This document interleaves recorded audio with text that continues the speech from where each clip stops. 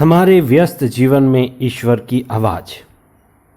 हमारे जीवन में उत्साह का होना सबसे बड़ी बात है। संत पौल अति उत्साहित व्यक्ति थे।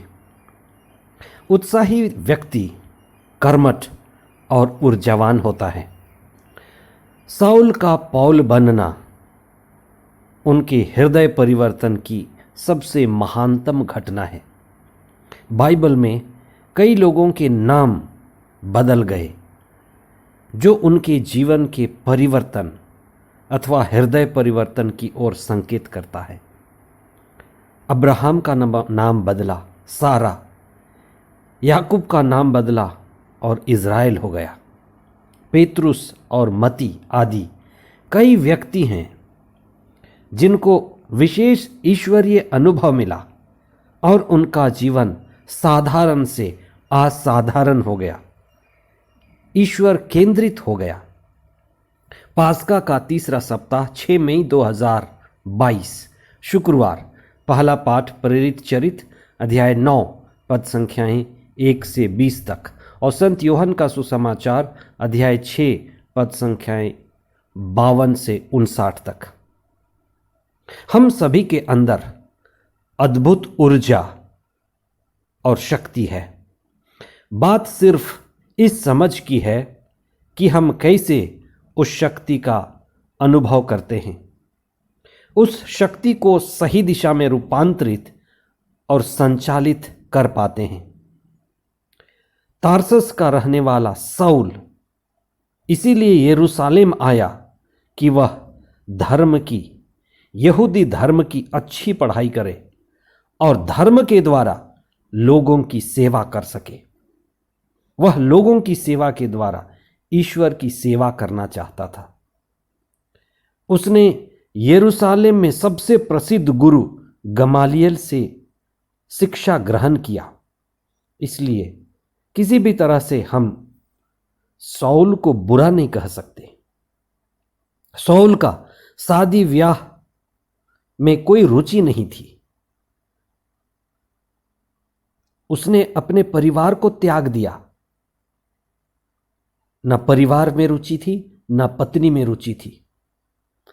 उसने अपनी सारी शक्ति यहूदी धर्म की सेवा में लगा दी। लेकिन आगे चलकर उसे पता चला कि यह धर्म की सेवा नहीं, धर्मांध की सेवा साबित हुई।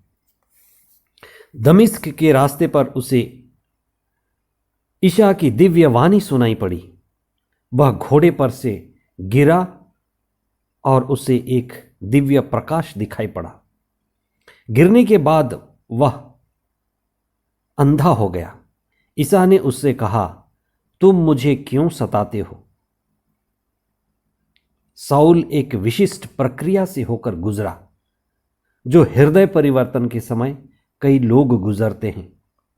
जहां साउल ने अनुभव किया कि वह एक दिखावटी फरीसी की तरह, जिसका जिक्र संत लूकस ने अपने सुसमाचार अध्याय 18 पद संख्या 9 और उसके आगे किया है, कि वह फरीसी की तरह जीवन जी रहा है।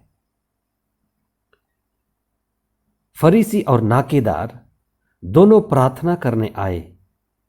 एक अकड़कर खड़ा हो गया। दूसरा नाकेदार अपनी छाती पीट पीट कर रोया, विनम्र बन गया। रोने वाला नाकेदार पाप मुक्त होकर अपने घर गया।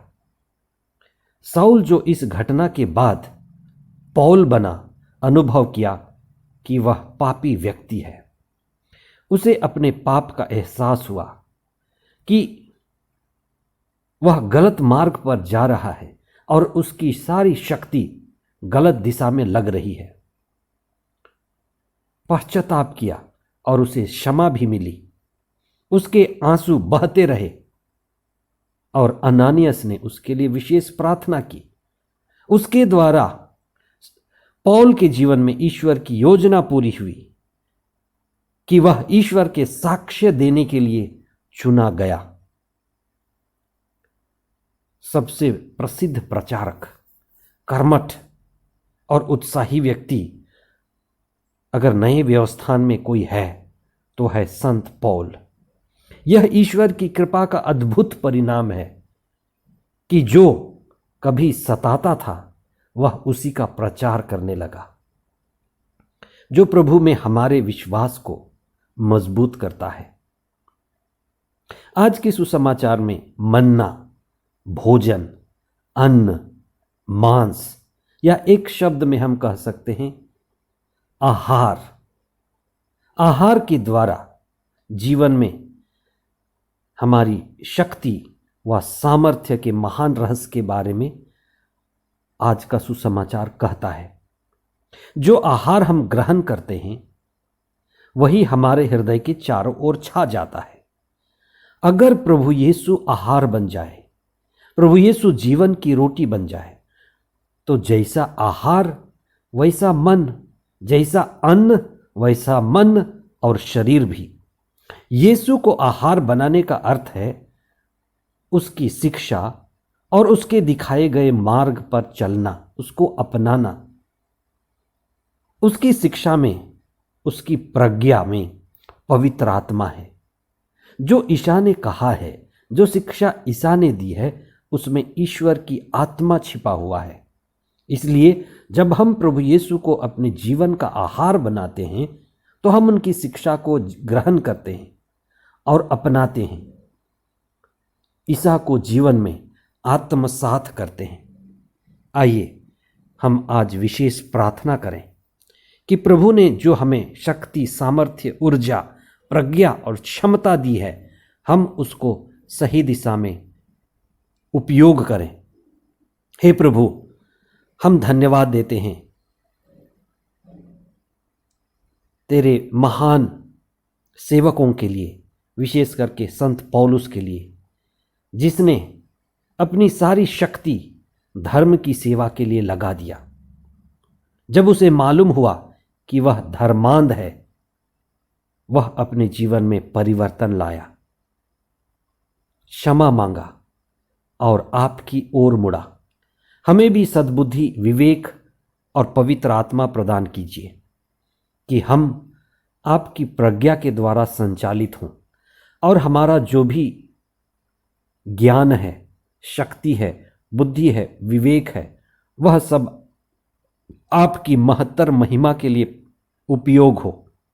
हे प्रभु, हम प्रार्थना करते हैं कि हम आपके वचन को स्वीकार कर पाएं, प्रभु यीशु को अपने जीवन में आत्मसात कर पाएं, उनकी शिक्षा को, उनके दिखाए मार्ग पर चलते हुए हम आध्यात्मिक उन्नति करें और अपनी मुक्ति का अनुभव कर पाएं इस जीवन में, और प्रभु के द्वारा हम हमेशा उनसे संयुक्त रहें।